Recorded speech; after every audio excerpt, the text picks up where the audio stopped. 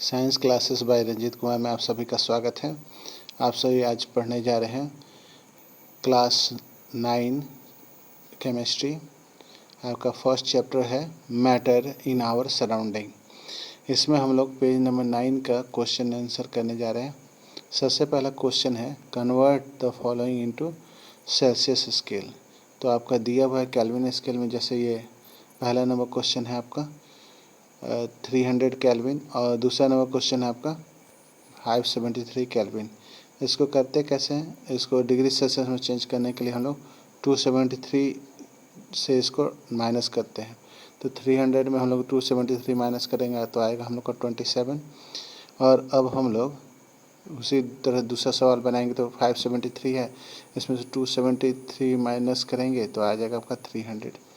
इससे से ये सवाल बन गया पहला नंबर। दूसरा नंबर क्वेश्चन है what is physical state of water at.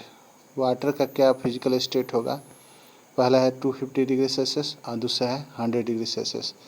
तो पानी की जो स्थिति होती है वो 250 डिग्री सेल्सियस में गैसेस स्टेट में होता है और 100 डिग्री सेल्सियस में water can exist in both माने दोनों के दोनों पोजीशन में होगा, लिक्विड भी होगा और गैस वाले फॉर्म में भी होगा। At this stage temperature after getting heat equal to the latent heat of vaporisation.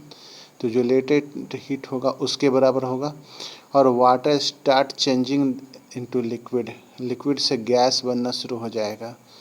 तो ये 100 डिग्री सेल्सियस में ये तीन बातें होंगी। पहला चीज़ क्या है कि लिक्विड जो है गैसेस फॉर्म में चेंज होना शुरू हो जाएगा। टेम्परेचर जो है वो लेटेंट हीट मैं आपको समझा देता हूँ फिर से। लेटेंट हीट होता है जो मान लीजिए कि जब पानी खौल रहा है उस समय अगर थर्मामीटर जो आपका लैब थर्मामीटर है उससे चेक किया जाएगा तो 100 डिग्री सेल्सियस का 100 डिग्री सेल्सियस ही टेम्परेचर होगा, ठीक है। लेकिन स्टेज जो है वो चेंज होता जाएगा। इस तरह के हीट को हम लोग बोलते हैं लेटेंट हीट। तो लेटेंट हीट जो है आपका वह इक्वल हो जाएगा, लेटेंट हीट हो जाएगा आपका टेम्परेचर के इक्वल। और इस तरह से उसके स्टेज में थर्ड पोजीशन क्या होगा, लिक्विड स्टार्ट हो जाएगा गैस में चेंज होने में, ठीक है। चलिए अब क्वेश्चन नंबर 3 में आते हैं। For any substance why does temperature remain constant during the change. किसी चेंज होने में, जैसा कि ऊपर एग्जांपल में आपने देखा कि टेम्परेचर जो है वो कांस्टेंट क्यों रहता है। तो हम लोग देखते हैं क्यों रहता है।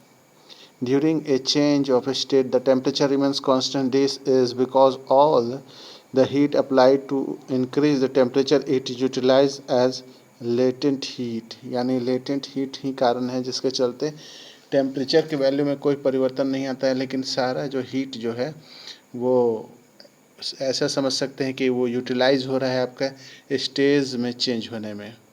It is in changing the state by overcoming the force of attraction between the particles. Therefore,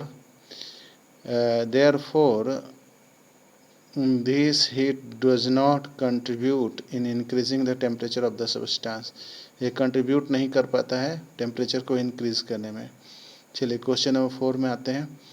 मैंने कहने का मतलब यह है कि जब भी कोई स्टेट चेंज हो रहा है, अवस्था में परिवर्तन हो रहा है, तो आपका जितना हीट जो है वह आपका खर्च हो जाता है उसके स्टेट चेंज में, इसीलिए टेम्परेचर जो है वो कांस्टेंट रह जाता है।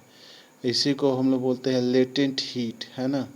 और ऐसा इसलिए होता है कि आप जानते हैं कि जैसे सॉलिड स्टेट है तो पार्टिकल्स क्लोजली पैक्ड होते हैं, तो उनके इंटरमोलिकुलर स्पेस बढ़ने में जो है हीट लॉस हो जाता है। इसलिए क्या है कि कोई भी टेम्परेचर वैल्यू जो है वह बढ़ता नहीं है। चलिए क्वेश्चन नंबर 4 में आते हैं। Suggest a method to liquefy atmospheric gas.